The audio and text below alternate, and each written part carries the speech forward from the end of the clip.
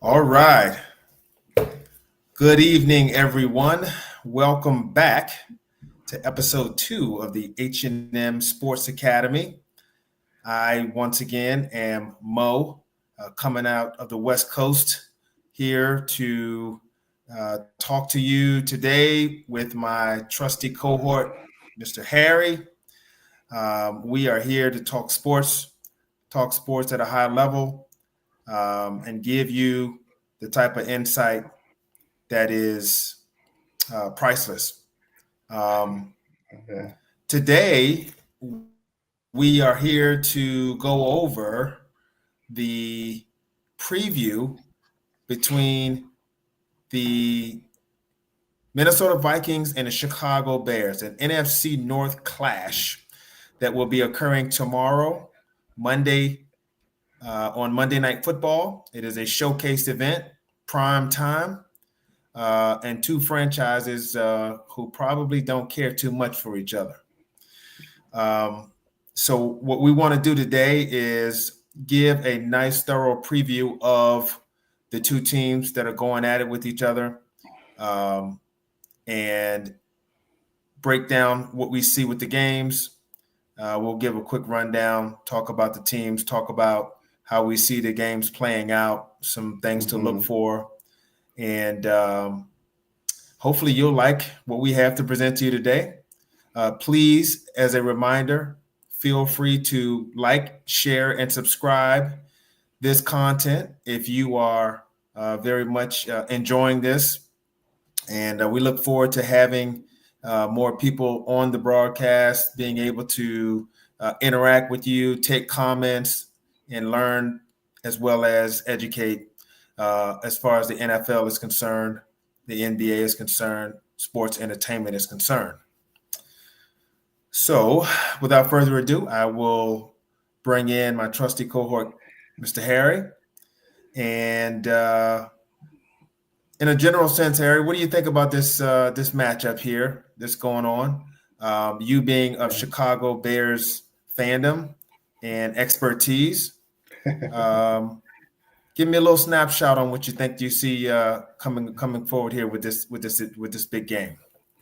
Oh man, huge game, huge game. A lot of excitement. I think for me, and I guess I'll speak for Bears Nation.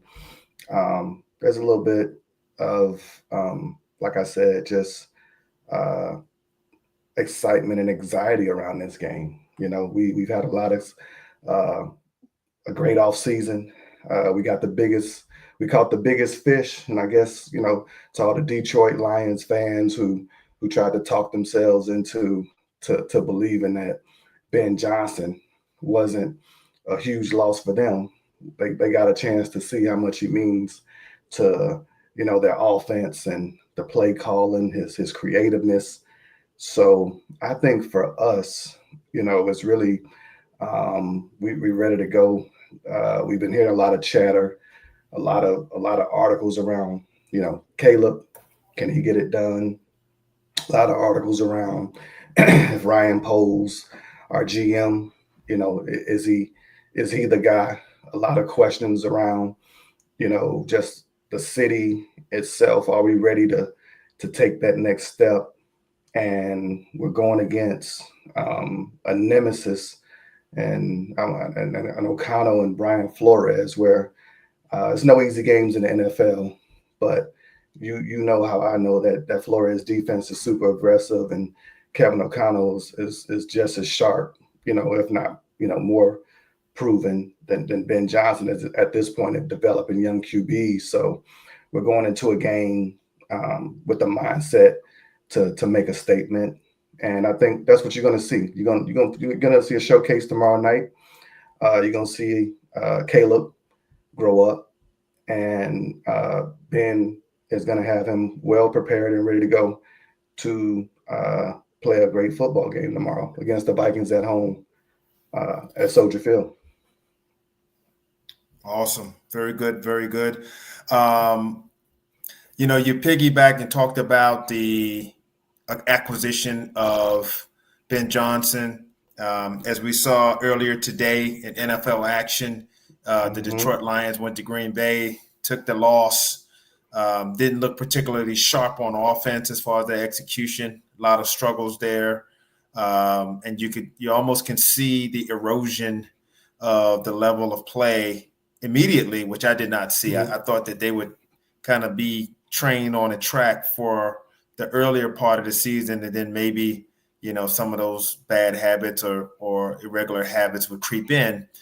But they struggle today, and if that's and that an indication of what Coach Johnson brought to the table, then it looks like the Bears got a nice little come up there. So Yeah, um, yeah. I certainly look forward to seeing how this all plays out as the season goes along. Mm-hmm. Um, I want to go over to start off some of the lineups and talk a little bit about the personnel and so forth. Yeah, Um, Talk to me a little bit about um, some of the personnel there on the Bears. Um, Start with the starters and the personnel yeah, there yeah. with Chicago and some highlights there on some of the personnel. And I'm going to talk a little bit about the Vikings on my end, Mm-hmm. but talk to me a little bit about the Bears and their personnel. What you're seeing there as far as their offense. Yeah, I'm gonna chase the money. So with the cap, we threw a ton of money at our interior offensive line. We grabbed Drew Dahlman from the Atlanta Falcons, big time center acquisition, probably the best center that was available in free agency this year. We went Okay. over out to LA. We grabbed Jonah Jackson. He's a former Detroit Lion that got a great deal over in LA. Went out there, got hurt, didn't work out, and we brought him back into the fold here in Chicago, and married him back up with Ben Johnson to kind of reinvigorate his career. And then the real big fish, Joe Tooney. We went out to Kansas City Yep. and grabbed a perennial All Pro left guard who also swung out the left tackle last year. A lot of people might not remember that, but when Kansas City had an injury at guard, he kicked out the left tackle and played, at extremely high level, almost an all pro level at left tackle.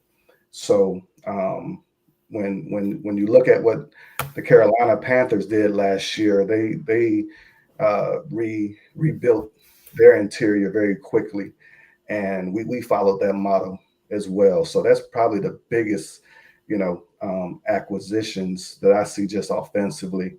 Through the draft, we grabbed, probably the best route running tight end and Colston Loveland out of Michigan. Big Ten kid, big, fast, strong, extremely intelligent. Jim Harbaugh recruit. He's fit right in.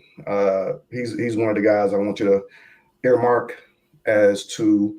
I expect him to have a pretty big role tomorrow night, not just catching the ball but blocking. He helps secure that edge. We got a lot of pressure that's going to be dialed up by Brian Flores, so you're going to see that. Uh, and then probably our sexiest pick was Luther Burden out of Missouri. Fell in the draft. Um, I think he's a first round talent. There are some things behind the scenes and just overall, the way this year's draft felt a little bit funny. We had a few guys that, were running heavy in the running backs and QBs that went ahead of them. But I feel like, our initial intention was to grab a running back. And when New England grabbed Henderson at Ohio State, the next best playmaker in that early second round was Luther Burden III, and he's electricity in a bottle, man. I think you pair him up with DJ Moore, who we know is a hybrid running back slash receiver type, Debo Samuels type gadget guy who's coming off a little bit of a down year. He was right around 900 yards, um, nowhere near the 1,300 or so that he had in 23. So he's looking to have a bounce back season. And Big Rome out of Washington. Uh, he's a 10th pick guy in the draft we got last year. I expect him to have a huge season this year. Word out of Chicago is him and Caleb have been in lockstep. The chemistry has been off the charts. He's a big X receiver, uh, big target, huge target, smart, intelligent kid that I expect to be able to win some one-on-one matchups that he's going to see tomorrow night. Uh, at running back, Swift. A lot of Bears fans down on Swift. Hmm.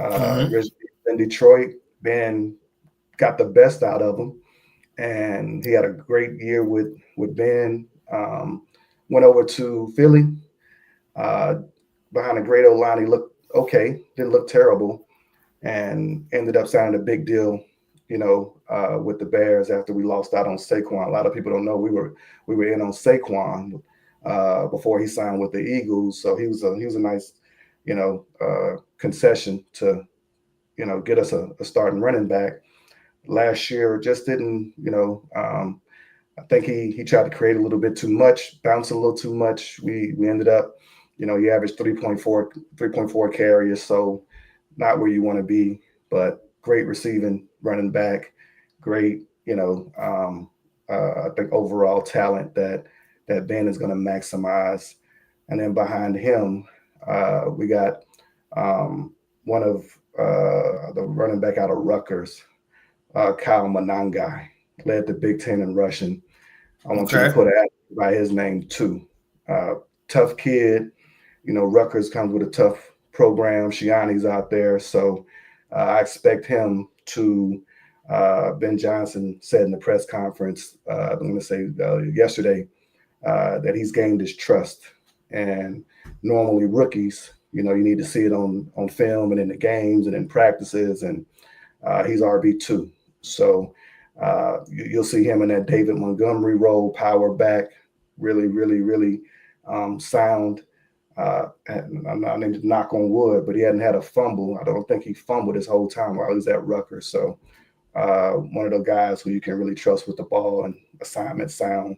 So offensively, we're going to roll out, I think, a pretty a young group, Hmm. but at the helm we got Caleb, who I think we'll talk more about that, but he'll be ready to go.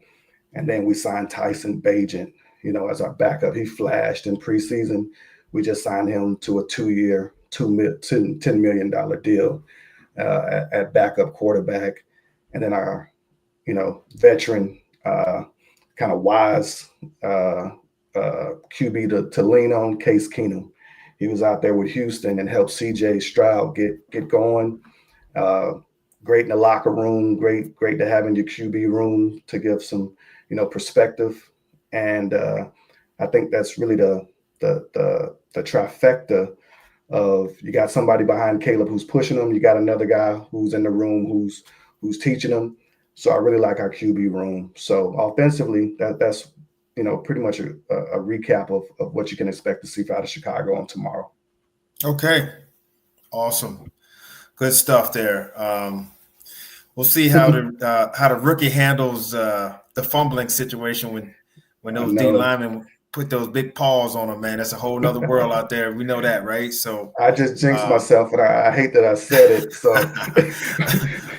I got down here on the notes that say, let's see how long that the right, fumble record lasts. right, Yeah. But one understanding that Swift's going to be the bell cow for them, so he won't get that many touches.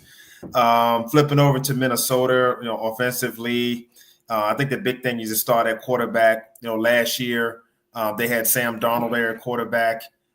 He had big numbers last year, 4,000 plus yards passing. yeah, A lot of touchdowns.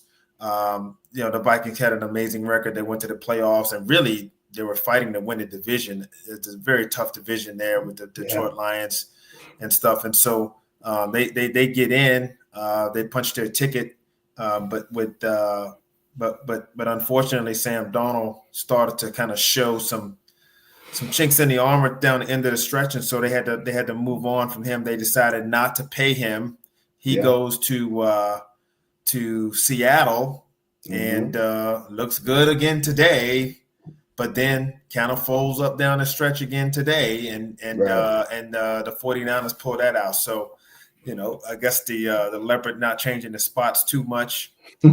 Um, but the bottom line is J.J. McCarthy is the draftee from 2 years ago from Michigan, Yeah. national champion, and that's the future for now with Coach O'Connell and the offense. And so we'll see what J.J. McCarthy is. But this is basically his rookie year. So you're starting with him.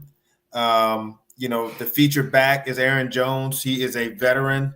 Um, Honestly, he's been a pain in my ass for I don't know how long. Right. Um, as a Green Bay Packer, Yeah. and so he's one of those guys who is a consummate pro, runs hard, slashes, Mm-hmm. really Mm-hmm. cuts for a lean back. He does not fumble very often. It's excellent Nope. body control, catches the ball well out the backfield, screens, and he puts pressure on your defense to defend him.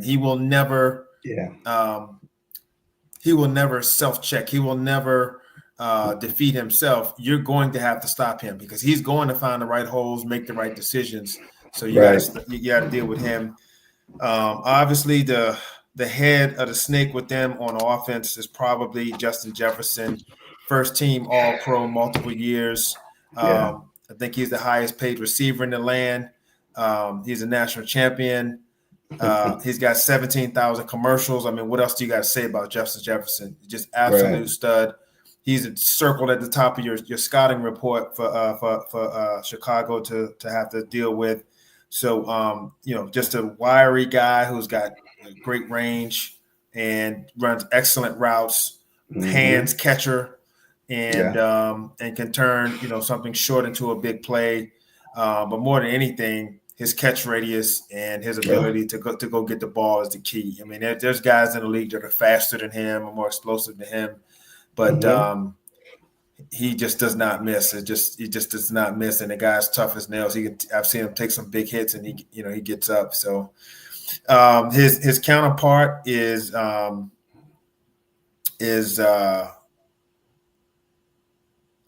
Addison. Jordan Addison, but Jordan is Yeah. out, right? I think Yeah. Jordan is out right now, Mm-hmm. um, and so he's out for now. And Jalen Naylor is who's in the lineup right now, along with Mr. Old Reliable, who just got back from Carolina, Adam Thielen. Right. So he went down to Right. Carolina and stole Oh some checks. God. He stole some Yeah. checks from them and went down there and laid down a couple of times for Carolina as they Yeah. underachieved, and then he comes back home to Minnesota where it's very comfortable for him. But Allen, he's another. Adam is one of those consummate pros. Mm-hmm. He's another hands catcher. He's another route runner. He's easy to be dependable, and you mix him in there with Jefferson, and that's a good mix. But I think if you had to say that if you don't see Addison along with Jefferson, that's a Yeah. plus for y'all, for the Chicago Bears fans. That's a plus that you don't have to deal with him. Naylor's good. He's solid also. But I think that takes a little bit. So TJ Hawkinson is their tight end. He's their tight end. I Mm-hmm. think TJ I think he was in Detroit at first and they traded him or something like He that. was. He was. He was in Detroit. Yeah. Just got back to just got traded over to Minnesota. He was coming back from Yeah. an injury last Yeah. year. Didn't have his best year, Yeah. but I think he was might have been Detroit. Caught him on a drag route and tore his knee up. So Yeah. the ACLs take about a year to get back up to speed. So I Yeah. expect him to be way closer to his normal self before the injury this year, for sure. Fullback CJ Hams on the IR. Yeah, yeah, Christian Darrisaw is their left tackle. He's questionable, so that's a a concern. If you're a Yes. Vikings fan, if you're Chicago, there might be an area to attack. Mm-hmm. Um, but very solid offensive line. Don't see a whole bunch of holes there with the O line unless you don't have Darisaw there, and his backup is a guy by the name of Justin School. Yeah. And so that'll be kind of who gets the nod outside of that. So, um, flipping over to the other side defensively, Yeah. you got some a couple of highlights there, just a couple of highlights there from some personnel that to look out for. Yeah. No. Injuries kind of on the forefront of my mind. The big, the the big piece over there that you got to shut down, which is Justin, Jefferson. Mm-hmm. Mm-hmm. Normally, we'll shadow him or put, with this new Dennis Allen defense. The thought process was we'd have Jalen Johnson to kind of help, slow him down. You can't really stop a guy like Justin Jefferson, but to help negate some of the things that he does well. And Jalen had a kind of freak groin pull in the offseason working out. So he just got back to practicing on Monday. So no preseason game time. And, soft tissue with a corner is never great. And rumor has it he has a little bit of a strained calf too. So Mm-hmm. he's questionable right now. Mm-hmm. Kyler Gordon, our slot corner, who I think is really, really young, talented kid, man, super electric, tough in the run game. He's out of Washington, husky, sharp, real bright kid. He just popped up on injury report today to be questionable too. So just right out the gate, two concerns for me. Just with Thielen coming back and Addison being out, it's almost you offset each other a little bit, with the injury report there. Mm-hmm. Um, we got Brisker back. Brisker, Penn State kid, great. What I call just in the box safety, coverage safety. Mm-hmm. Struggled with injuries. Got a severe concussion last year that he sustained in the Carolina Panthers game. So he missed, I would say, probably 3/4 of the season. I think that was almost like our fourth or fifth game or something like that, and he missed the rest of the season. So he's back. Kevin Bayard out of Tennessee. A lot of guys remember that name. Real sound safety. He's a guy you can depend on the back end. So I feel good there. At linebacker, we got Tremaine Edmonds in the middle, former Buffalo Bill. He's been with us a year.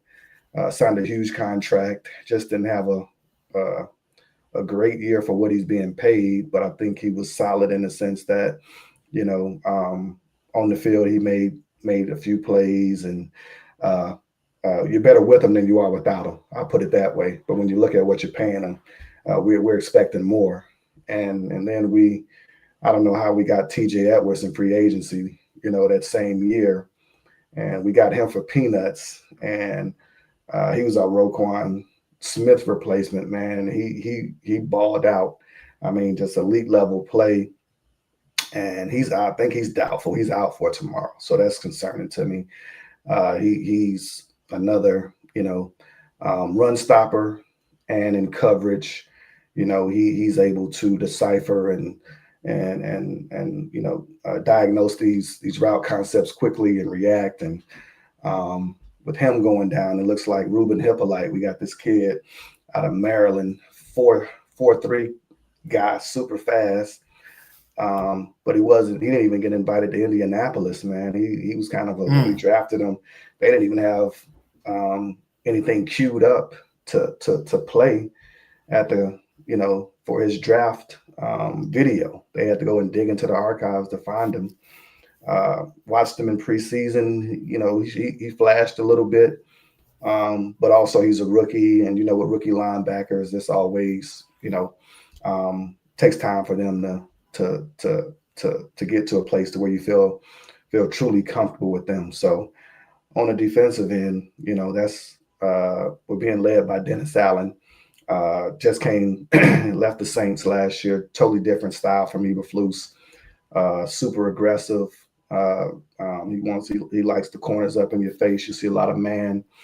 You also see a lot of blitzing. He's a guy who wants to get the ball out of the quarterback's hands, and you know he runs a lot of high level disguises. He runs a lot of high level concepts to put pressure on the quarterback, which is my final point, which is what I'm really not concerned about because it's, we got Montez Sweat on one end, and then we went out and got, you know, Deo Odeyangbo out of the Colts, former Michigan kid. I don't know if I love the marriage. They're two power rushers. I like a little twitchier guy on the Mm-hmm. opposite end of Sweat. We didn't go after some of the guys I probably would have gone after in the draft. Mike Green out of Marshall was the guy who I had circled, who I thought would be a very great, good fit We next saw to. we saw him tonight. Yeah, yeah, you saw him Saw him tonight. tonight So at Baltimore. Yep. right, right. I would have loved to have that next to Montez, but Deo, he's flexible, man. You can bump him inside. And Dennis Allen, he comes with a prototype. He loves big defensive ends, 6'5" or better, 270. He likes to set the edge, and he really doesn't love you know smaller defensive ends. He wants to bring pressure through his concepts and through his schemes, and he loves big, tall corners that's going to get up in your face and disrupt and throw off timing and make plays on the football. So. Um, I'm really excited to kind of see what he brings to the table to, you know, challenge McCarthy. Uh, like you said, he's effectively a rookie. Um, However, we just don't know. The time that he did play in the preseason last year, he looked pretty good. He looks sharp with his passes. Like I said, he's a Michigan kid, and uh, but we haven't seen any film on him either. So that's a little bit of, I think a little bit filling out period. And I think Dennis Allen to get right to it to put some things out there that's gonna make him hold that ball just a little bit longer, and hopefully we can get to him with some dialed up and creative pressure. Okay. So certainly some things to look at when you're talking about the Bears defense, Yeah. and how they're gonna attack the offense, but the personnel, and where those personnel will match up and so forth. As far as the Vikings defensively, um, you know, Jonathan Allen is a former Washington Commander.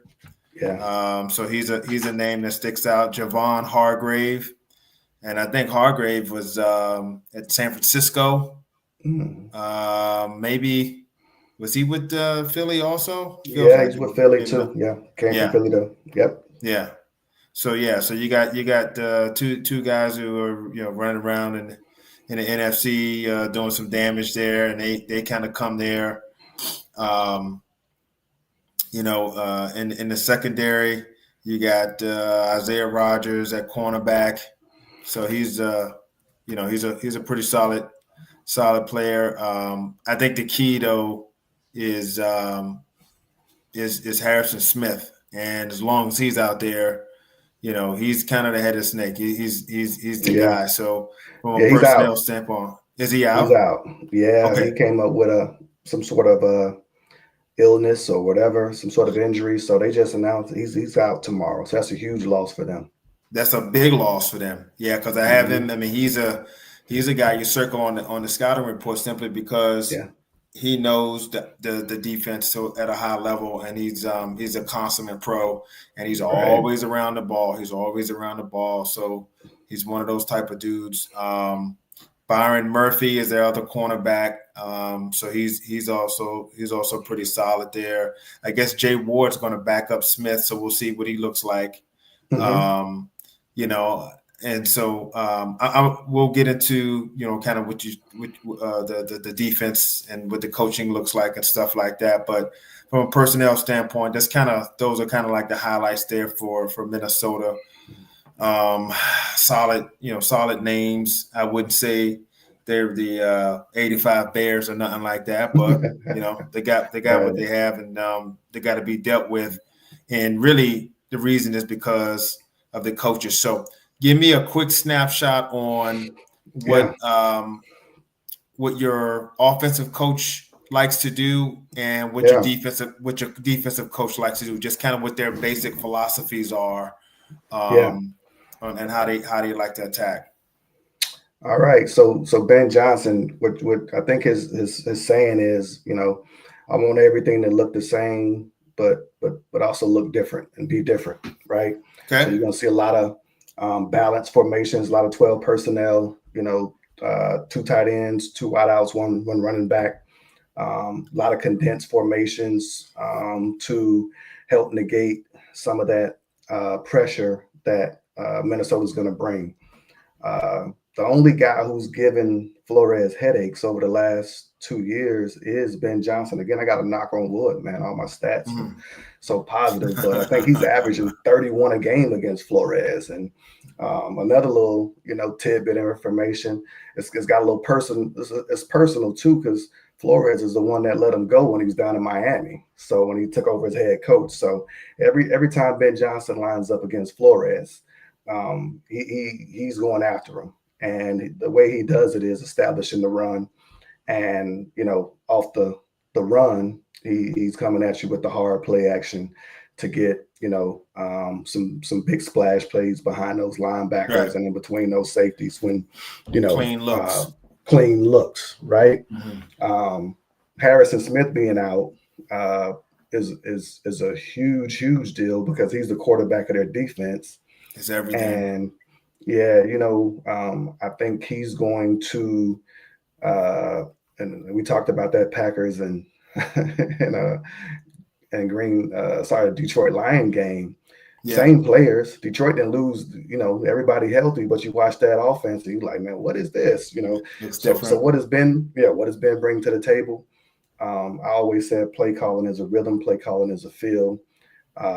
He's able to um, dig into what your weaknesses are, but Mm-hmm. also enhance his own team strengths. So I really expect for him, and that's why I told you to look out for Coast and Loveland.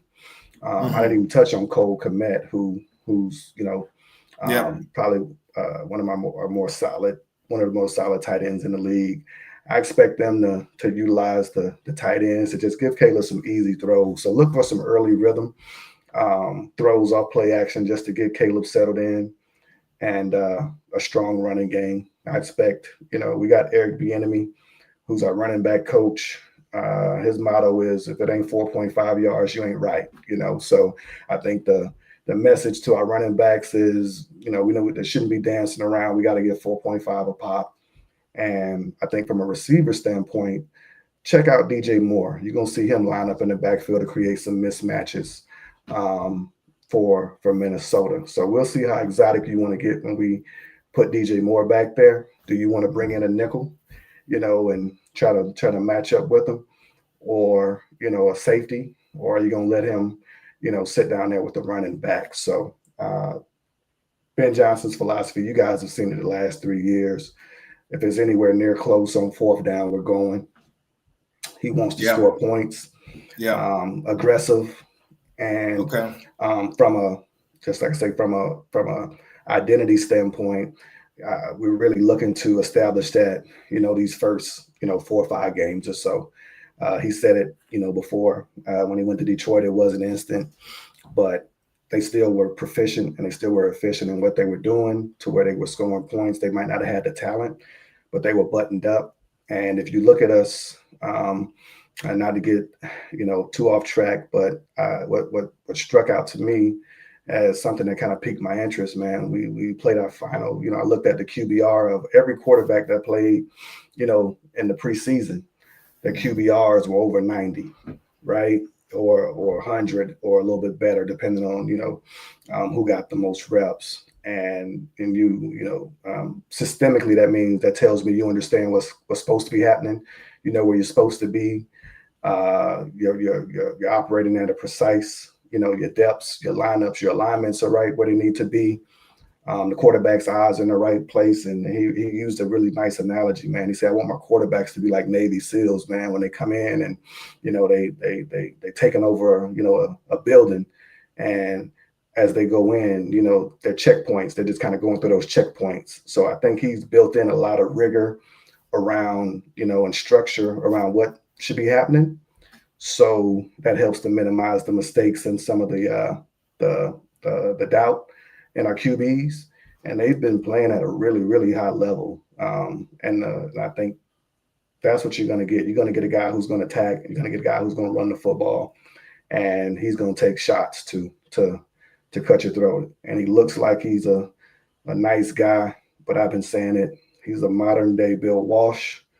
And he reminds me a little bit of Tom Landry with just how he carries himself, very, business oriented, structure within, his knowledge of defense. When he talks ball, he's very analytical.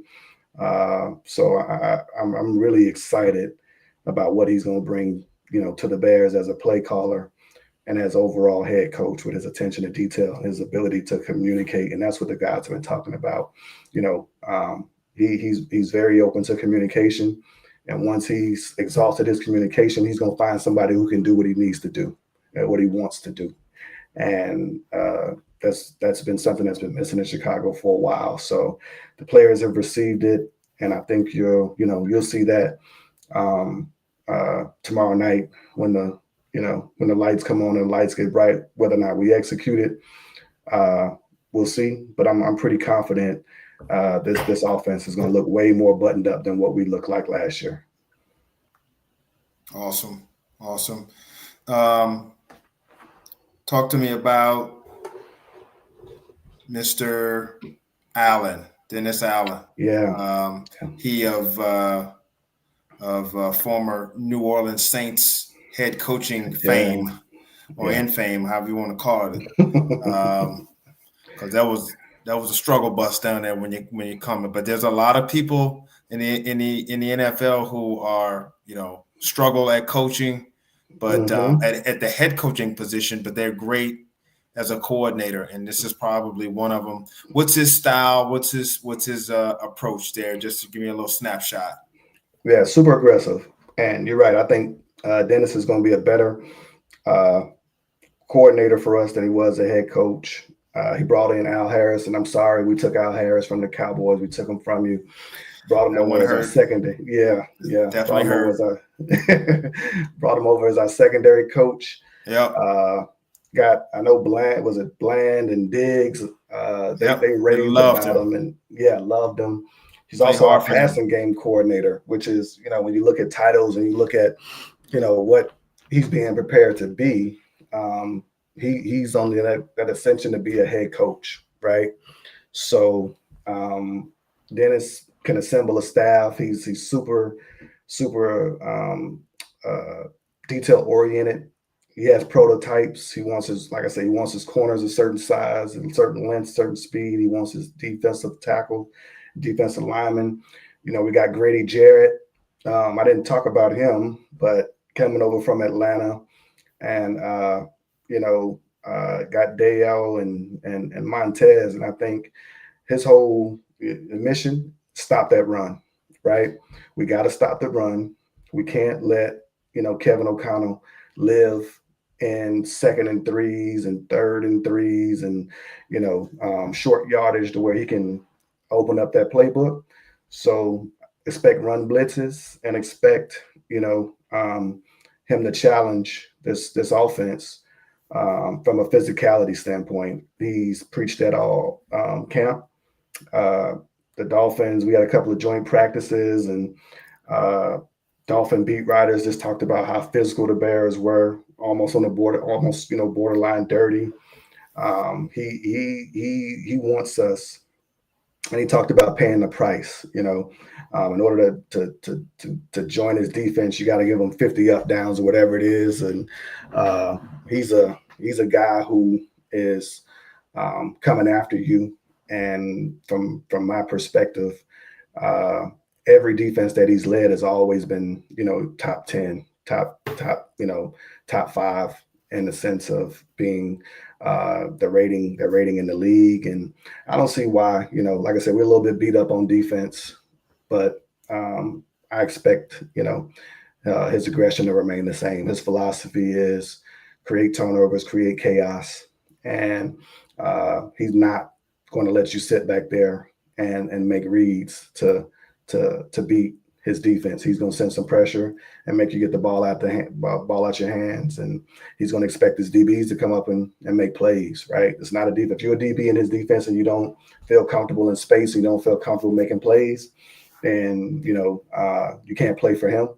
So I expect a lot of single high man, a lot of single high cover three, and a lot of exotic looks where we're bringing pressure from our secondary and dropping out linebackers to match up with the hot reads to make sure we cut off your water and have to throw that ball over our heads. So that's a quick and kind of rundown of who Dennis Allen is and what he's about. Very good. Yeah, getting Grady, that's the right type of person for his type of for his scheme. It just fits. That guy's a space eater. And the thing about defensive tackles, the defensive one techniques is they kind of get better when they get older. Like they're like the anti-running back. Like running backs kind of hit the wall early on. They kind of hit their peak early and then they fade off. By the time they're 28, 29, they're starting to taper off. The defensive tackles and nose tackles and one techniques, threes, they just start getting it. That's when they start getting the old man strength and that belly becomes like one big ab and all of a sudden they, you know what I mean? So that guy Grady, he's been around for a long time, but that's what he is. He's like a rock out there, man. So that's a nice little pickup for sure. And he knows what butters his bread. I'll flip over, just a quick rundown. We focus on the Bears. So I won't overdo it with the Vikings, but Kevin O'Connell is quite a dude. I think most people, if they were in a dark room somewhere and they said, "Hey, would you like Kevin O'Connell as your coach?" They'd probably like, I'd probably take him. You know what I'm saying? And we could take it a step farther. Caleb Williams said it himself, before Ben Johnson had gotten there. That's right. Yeah, before Ben Johnson got in there, he interviewed with Kevin O'Connell, and he's like, Minnesota's where I would love to be, right? So take that for what it's worth. No doubt. He is anybody can get Sam Darnold to play like that.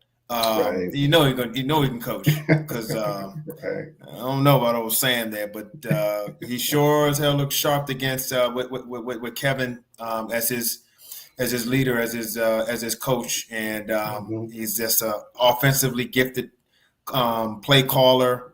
He runs an excellent scheme. They have a great balance to run the ball. The play action is strong. You got the right types of people to get the ball to down the field, and he expects his receivers to run the tight routes and to be there with the timing. He can spread you out and let the guy like Jones kind of gas you with the run lanes and so you got to be careful when you're picking your poison because of how he sets you up. You know what I'm saying? And so his offense is prolific, and if you ask me, that's how they lead. Their team is offensively led. Their goal is to run up the scoreboard, put the points up. And put you in a disadvantageous position as far as just like playing uphill against them, and then when they can dictate to you. So that's what you're dealing with O'Connell. Definitely your hands full there. That's a nice matchup of wits between him and Dennis Allen to see how they deal with it. And then you got McCarthy, who's a youngin'. And Dennis Allen is trying to confuse him. On the flip side, you have the exact same thing. You have one of the masterminds of the NFL, one of the mad scientists of the NFL, with Brian Flores running the Okay. defense. We already talked about um, the the the level of discord between himself and Ben Mm-hmm. Johnson.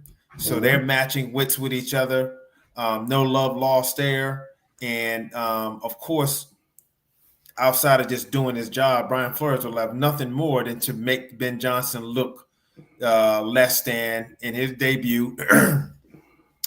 And he's going to try to do the same thing to Caleb Williams, who's also a very young quarterback, although he's got a lot of snaps from college, but he's a young quarterback.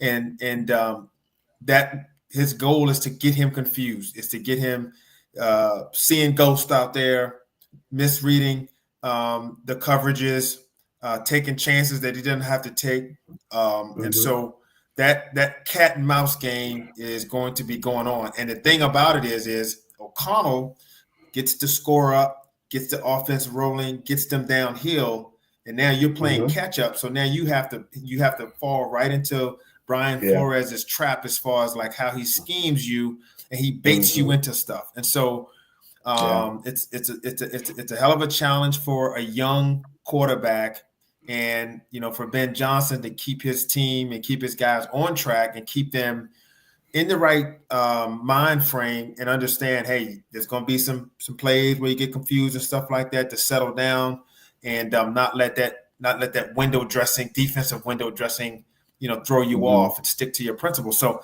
this is good. This is the matchup between the coaches is going to be excellent, and I'm looking forward to seeing that. So Yeah. um, let's look at this. Okay, talk to me here, Harry, on this. Okay. Mm-hmm. We're going to try to wrap this up. If the Chicago Bears win, Mm-hmm. if what? What does a win look like? Yeah. I got number one on my list is protect Caleb, keep him upright. Right. Okay. The best way to uh, I think get off to a great start. Last year, Caleb took 68 sacks. Regardless of between offensive line and himself, he got hit way too much, right? So Ben Johnson is great at, and he's been on them all off season, all preseason, around you know getting the ball out of your hand and playing in structure. So a lot of Bears fans got frustrated with Caleb in that Kansas City game. We started off a little bit slow, and he you know, working his habits, staying in the pocket, not escaping. And, I think you'll see a lot of that. So, first critical point, we win if we protect Caleb. We're going to do that through not just blocking, but through running the ball. Like I said, formations, motions. And also, I think you're going to see some shot plays early. I think you're going to see Ben try to back them off, especially with Smith being out.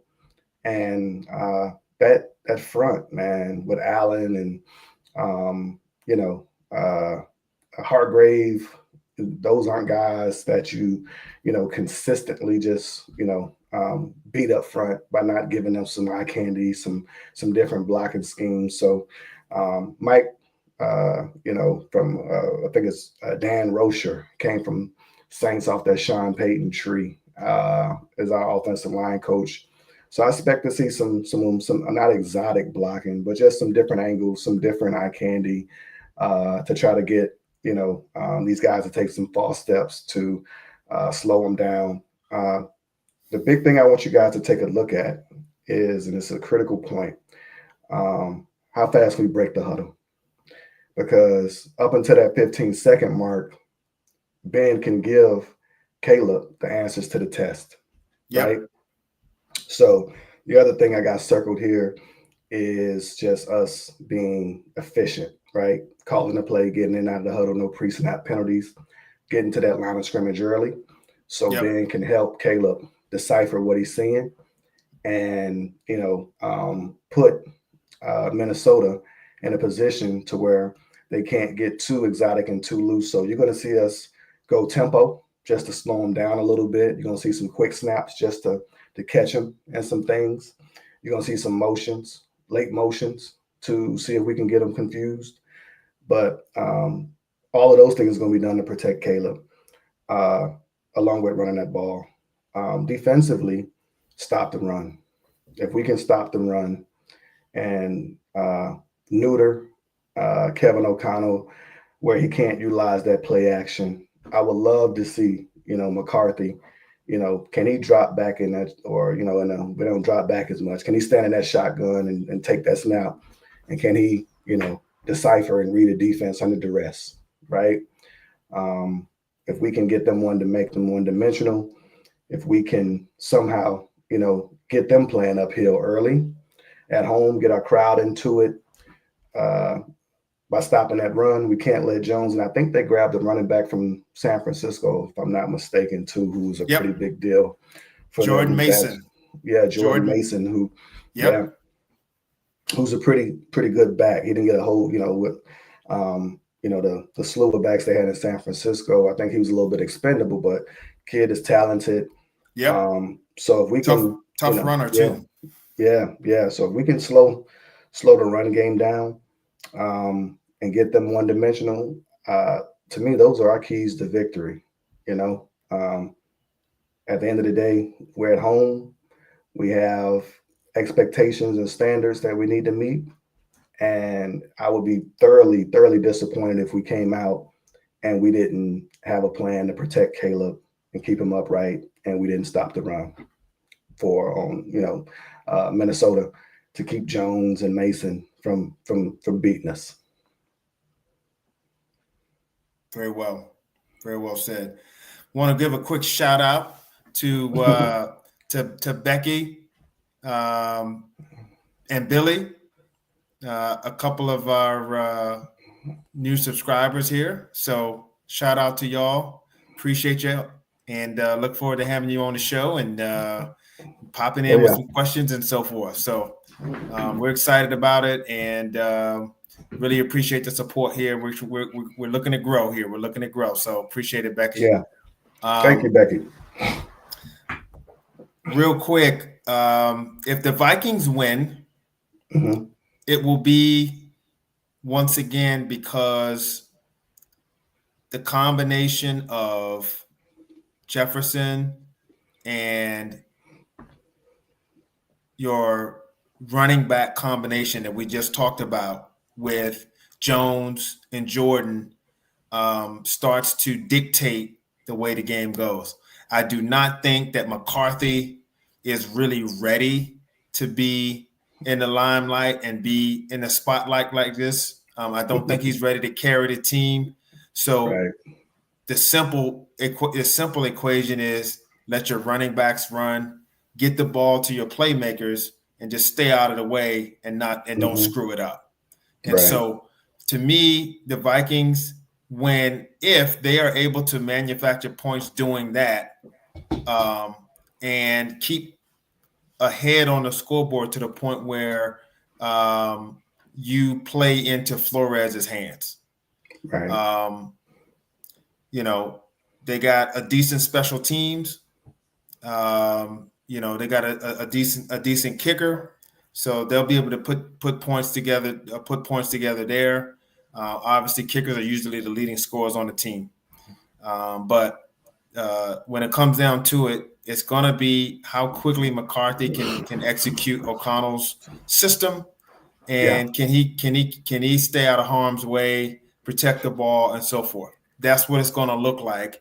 And then Flores finding ways to turn Caleb over, Mm-hmm. get them in long down and distances, and get them in situations where he's just uncomfortable and he makes mistakes on his own accord. I think that's a slim and small margin for error, um, and so forth. So, what I would like to do here as we start to wrap up is Mm-hmm. give me your prediction on the game. Yeah. Who wins? What's the score look like? All right, Bears fans, get out your fears. Like I said, we landed the big fish. You don't go get a guy like Ben Johnson and expect not to be successful. He knows what he's doing. I know historically we've had, all the way to Sid Luckman, since we've had a quarterback, we got one now. Caleb's going to be fine. Bears, 31. Vikings, 17. You're going to see a lot of energy in Soldier Field this Monday night. Like I said, coming out party. Ben is going to uh, create an atmosphere and a sense of urgency. And he said it in his press conference. I don't see why we can't win now. The expectation is for us to go out there and win. So if you worried, if you're scared, if you got concerns, don't show up tomorrow night and don't sit here and be frustrated and worried about, are we going to be able to produce? The expectation is we're going to have guys who do their job. We're going to do it at a high level. Like you said, the Vikings, they're a tough team. But at the end of the day, I think with us being at home and with the current state of the roster and where they are, with their newness, we should be able to handle business at home. So again, Bears 31, Vikings 17, a physical kind of knockout, drag out game that I think we blow open late third going into the fourth. Awesome. Awesome. I see it as, a pretty tight contested game. I love the coaches in the game, and it's kind of the game within the game of the coaches and how they're going to execute. I think both teams have good leadership in that aspect. I think that McCarthy will play fairly well for basically a rookie, and I think that there'll be some times when Flores will be able to get Caleb Williams off his mark, get him a little bit off. But the bottom line is this is a road game for Minnesota. This is a young quarterback who doesn't have very many NFL snaps, and this is a tough environment for him to go into. And so at the end of the day, I'm going to say that the Bears pull off the victory. I think it's a little bit closer. I'm going to go 28-24. And I think that, there's going to be some scoring, a couple of field goals, a couple of touchdowns between the teams. But when it's all said and done, I think that Chicago is just going to be a little bit more crisp on their offense, a little bit more prepared, and just able to kind of keep Minnesota at bay. And it's a good win to start the season off. So I got 28-24, Chicago with the home victory, and that will wrap that up. We will be back here tomorrow. Reaction show. Yeah. To have a reaction to the game. So if you're out there and you like this content, certainly come back.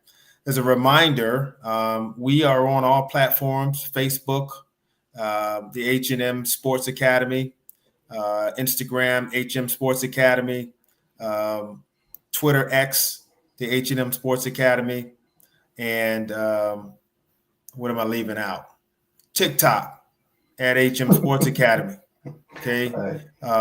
So if you're out there and you like those platforms, then we are on all of them. You can follow us there as well.